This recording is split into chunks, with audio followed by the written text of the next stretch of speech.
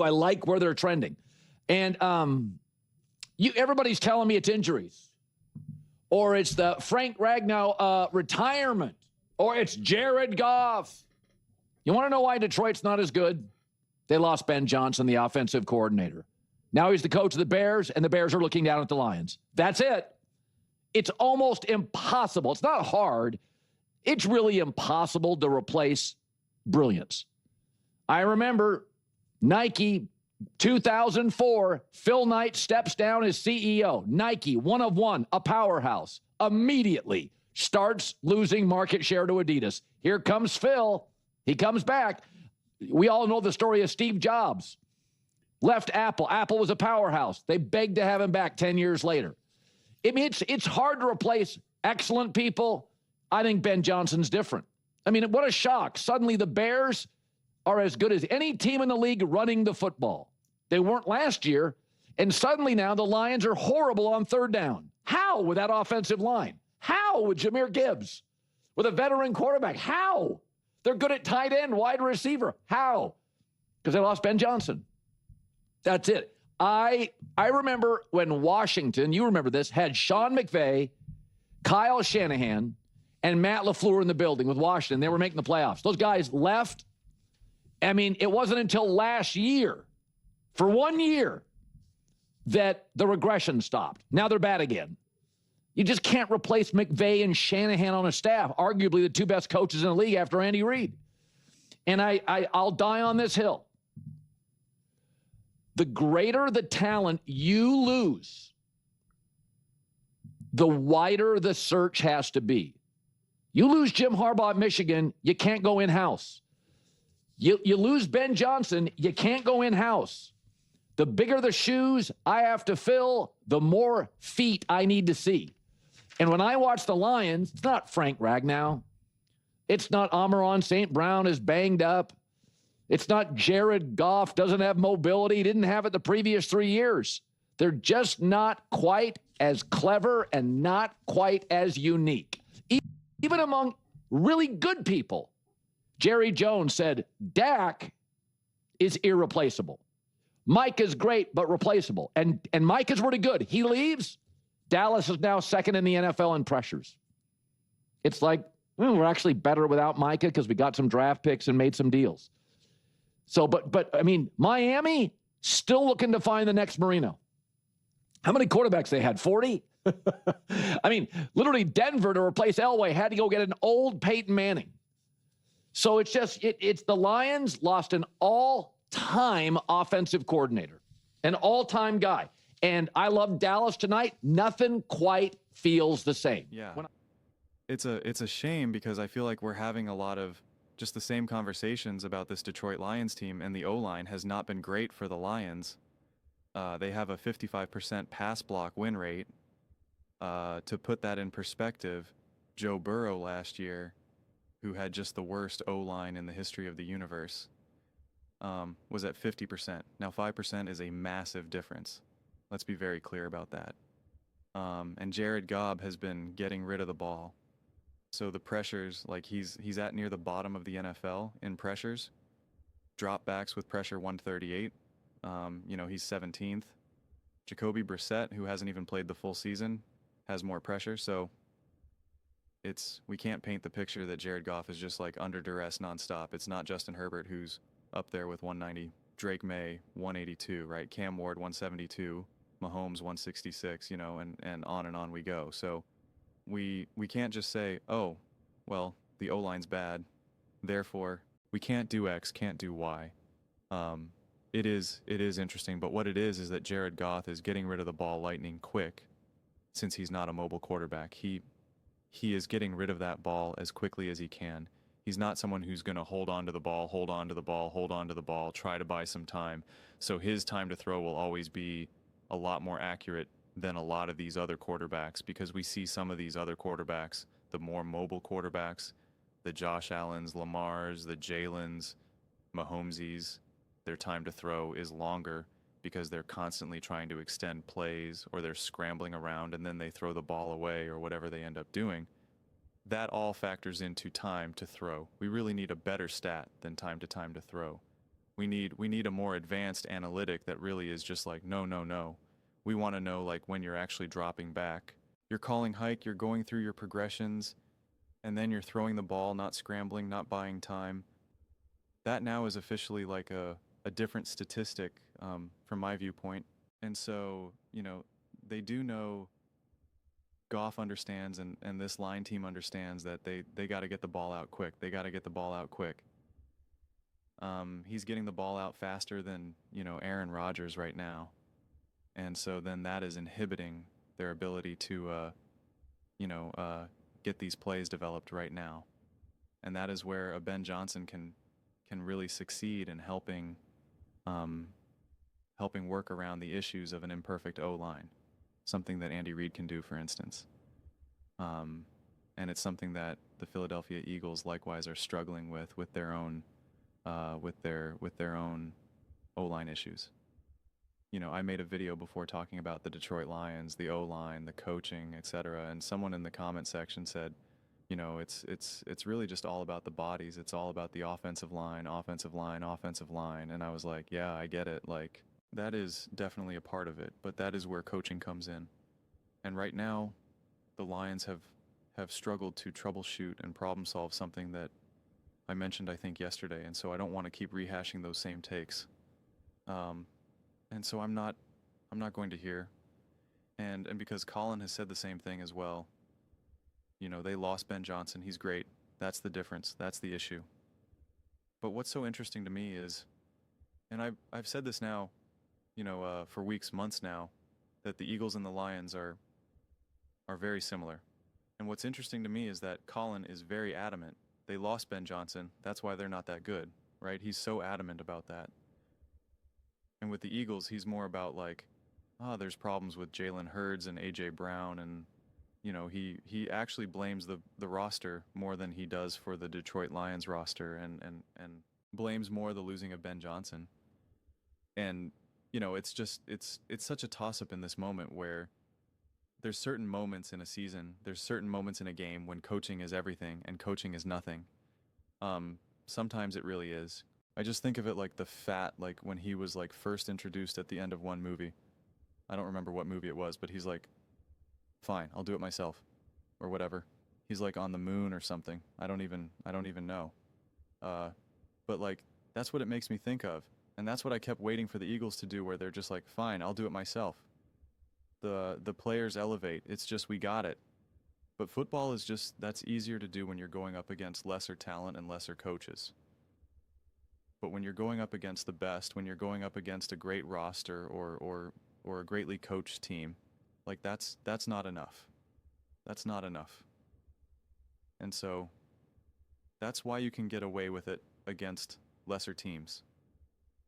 But when you're going up against top teams, you can't just outdo them. It's just time for kids to take over. For Jared Goff to unleash Amon-Ra St. Brown to get after. Like, it's just not enough. It's just not enough. Again, when you're playing a lower team, absolutely. When you're playing a higher level team with just higher quality of talent coaching, it's just not a matter of just will and bodies. I think the Eagles roster was significantly better than what the Los Angeles Rams had last year. And yet, in the playoffs, came down to the final couple plays, and it did take Jalen Carter to just be in the lap of Matthew Stafford to be like, what's up, goodbye, you're going home, right? And that was at that moment of just like Jalen Carter better than that O-line and being like, I am getting after you right now. Like, I am turning into an absolute beast and a monster in that moment. But they were in that game, and even in that spot, largely because of Sean McVay's coaching and the defensive coaching as well, to be fair. And so, without that, if you take away a Sean McVay and you add in, I don't know, and whoever the Titans have had coaching for the last, whoever for the last X amount of years, and they're interim coaches, and it's like, go put them in LA, and they're not there. They're not there. They're not even beating the Minnesota Vikings. So I just think like that's the hard spot that the Detroit Lions are in right now. And Colin keeps saying, your search has to go far and wide and can't hide within and whatnot. And people are like saying, well, do you see how Ben Johnson was hired for the Detroit Lions?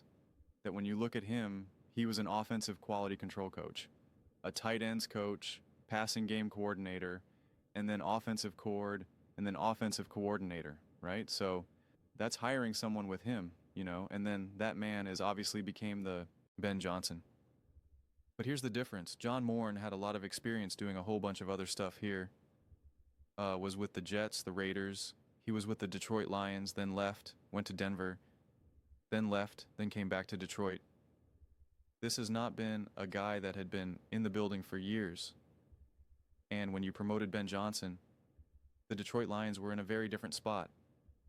They were not established by any stretch of the imagination. And so when you have this established team and you have this standard now, you need to find more sure things at that point. Just like the Eagles needed to do, and they didn't do it, and they're suffering the consequences. You have two teams that are suffering the consequences now because of it, and it's just not a surprise. It's not. Now, can they overcome this going up against the Dallas Cowboys tonight? I mean, like, this is where you're really going to find out how much of the Detroit Lions is left, because they're definitely banged up at the time of me making this video. I still don't know if Almond Saint is playing or not, but this team very much always had a lot of solutions to the problems that they could face throughout the course of a season. And right now, they're looking for them. And the best solution that they had was Dan Campbell's like, I'm going to start calling the plays. And again, when your head coach in the middle of the season is starting to call plays, like that's not a great sign. That means something is wrong. That means something is not going according to plan, because that was not the original plan. So, and it's not something that Dan Campbell had done over these last, few years or so. And so it's just a really tricky situation. And this game right now means everything. This game absolutely positively means everything. And I know they're not perfectly healthy. I know there's some issues with the line. I know there's some issues with the defense. I know there's some issues with, again, is same problem playing or not, etc. But over these last few years, you still would be able to say, I got the Lions in this game at home, still got, and you could go down the list of all the bodies that you got. You're like, I got the Lions here. They are not losing this game. They are on attack mode right now. Like, they are going to get after it. And you can't say that with the same degree of confidence that you have been able to say years past. If they can come out and win big and control this game, then it's just like you could totally regain the confidence of like, all right, this is just a bizarre year. The Lions continue to also step forward in the conversation of like, this is a wild year. Everyone is playing amazing games, and everyone's playing some bizarrely awful, weird, mixed bag games. We don't know how this is all going to end out when it's the playoffs, when it's win or go home, but like, the Lions are not slipping. They're not falling. They're not in a free fall there. It's been an uneven season for every single team in the NFL right now. And, the same thing with the Eagles, right? Like, the Eagles are trying to stake that claim as well. It just so happens that the Lions have a tougher competitor to go up against. But they're at home, and it's happening right now on Thursday night. So this game right now sends the message to the locker room. The message, they lose this game. It really does feel like it's just pretty much over. Like, it's just, Dan Campbell's still going to get these guys going, but he's going to have to work overtime to get everyone to like really continue to believe you win this game. You beat the Dallas Cowboys. You're going to feel amazing. You're going to feel awesome. You're going to be able to really build off that, et cetera, et cetera. Everyone's going to feel great. And so, you lose, and you lose convincingly. You lose 30-17, or, whatever the heck the score was from, between Kansas City and Detroit. And it's just like, the conversation will be, the lines are circling the drain. Season's over. Super Bowl window closed. Done. Where do they go from here? You'll start to have like really interesting conversations. Time to move on from Jared Goff. Should they trade so-and-so? Like, it'll just, time to cut this thing down and rebuild, and that's what it'll be like. That's what those conversations turn into. And it happens fast. 1 minute you're the number one Super Bowl contender. The next minute they're telling you to fire the coach and trade the quarterback. That's just how it works, man. And I know Detroit Lions fans haven't been part of that conversation in a really long time. And now you feel like, hey, like Goff said, hey, things are different now. We're here now. We're a top team. We're a contender. And it's like, well, those are the conversations that happen, man. That's how this thing happens. And if you have a season, if it unfolds not in the direction that was anticipated for them to be a top contender, it's just like someone has to answer that. And they look for answers, and it can't be just like, hey, we're running it back next year. It's just like, that's not good enough. That was not good enough for the Philadelphia Eagles in 2023. So they slashed and burned. They got rid of the coaching staff. They went out and made a play for Saquon. They went out and drafted 2 defensive players. They then went out in free agency and also got other, huge defensive players.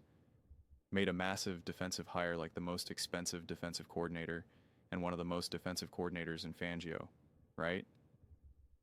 They went out and got an established, successful play caller in Kell. Like they took big swings, big swings. And it paid off, and they won the Super Bowl. And then this year they didn't take those big swings because they were kind of handcuffed a little bit because of, losing pieces and winning the Super Bowl, so that, you always get poached in that way. They lost their coordinator, et cetera, et cetera. They weren't aggressive enough of trying to figure out what do we need from a coaching perspective, and now they're in the trouble that they're in. And I can guarantee you, if they don't win the Super Bowl, if they don't get to the Super Bowl, if they miss the playoffs or get knocked out of the playoffs in the first round, and it doesn't ever really feel that they ever really wrote this ship, rated this ship, heads are going to roll. There will be devastating. And this is the team that just won the Super Bowl. This is the team that literally just won the Super Bowl. Sirianni would be on the hot seat. Like, it's just how it works. Just how it works. Whether it's fair or foul, it's just how it goes.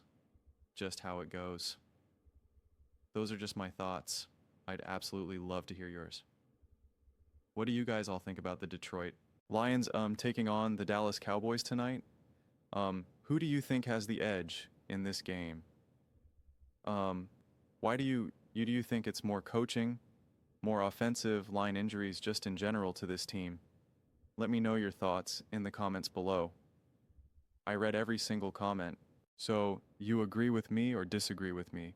Either way, let's get in some discussions, let's get in some fights, but ultimately, let's just have some fun. Please do consider subscribing. We are building an amazing community here, and absolutely love to see you part of it. I want to build something that we all generally feel connected to, something that we're really excited to be part of. I think we're well on our way to doing it. Please don't forget to give this video a thumbs up, as it really does help with the visibility and the algorithm. Thank you so much.